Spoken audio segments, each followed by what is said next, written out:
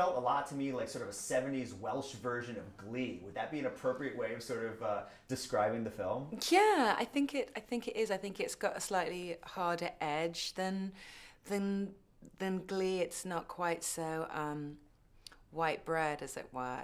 Because it's set in a pretty rough school and quite a hard economic climate, and you know the 70s were sort of in a way a much more free and easy time. But yeah, I mean the musical element and an impassioned teacher, those things are very similar. Yeah, well, and I know you're a very accomplished singer in your own right. Was that part of what sort of excited you about being part of this project, was the musical aspect? Yeah, it definitely was. I loved that the kids played every instrument you hear in the movie. A kid between the age of 7 and 18 is playing. And I did sing 2 songs which both got cut. Oh. Not because they were bad, I must hasten to add, but they were attached to storylines that just got cut out of the movie. But it was so wonderful watching all those kids play music, and all we did was play music and sing all day long. Were shooting the musical scenes, were those more difficult than shooting some of the acting scenes? Just did they take longer setups? No, you know what? Actually, they were the most fun because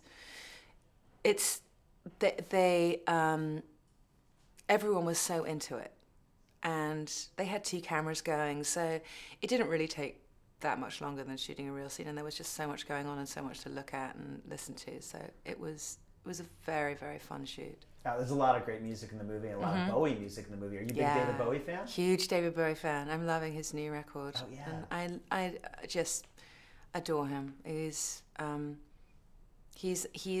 amazing and continues to be such an innovator, and all of that music, you know, and you hear it stands the test of time, you know, it's as current and relevant today as it was back in the 70s. Yeah, it really is, and it fits really well in the story of this film. It does. I mean, that's the sort of the clever narrative, the idea of putting on a rock opera.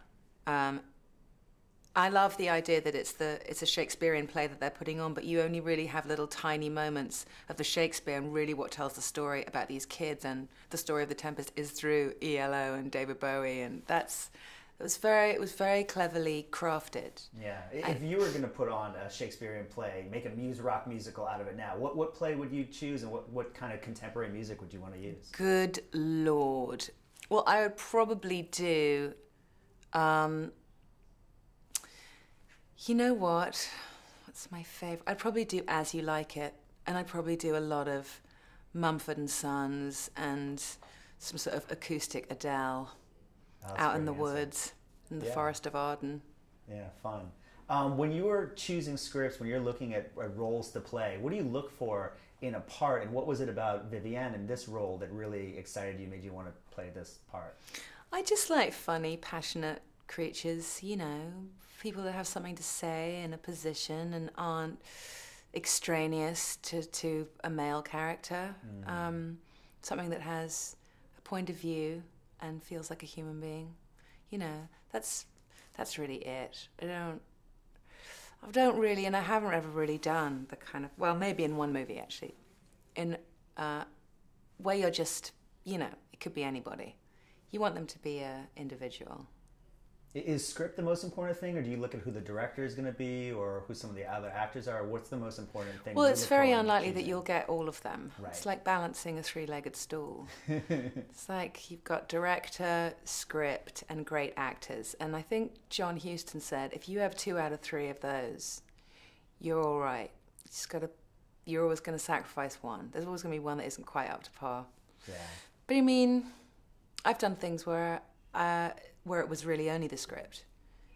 It's like you do it for different reasons. There are different reasons, you know, but for the most part you want to try and get everything that good. You can. Yeah. Well, finally, you've been in so many great movies, Good Will Hunting, and Grosse Pointe Blank's one of my favorites. Oh, good.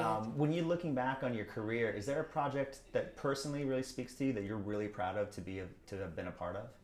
There's a movie called Uncorked that it was the first movie my sister and I produced with Nigel Hawthorne and Rufus Sewell that I'm very proud of, that you can find it if you look hard, but it's not an easily, that's a great movie. But I'm sort of proud that I'm still working like 20 years later. It's a pretty cutthroat profession.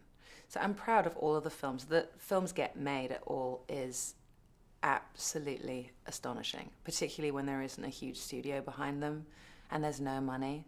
It's lightning in a bottle. So yeah. Well, this is another one. This is great. Thank you so much for talking to me. Thanks so much. Thank you. Yeah, absolutely.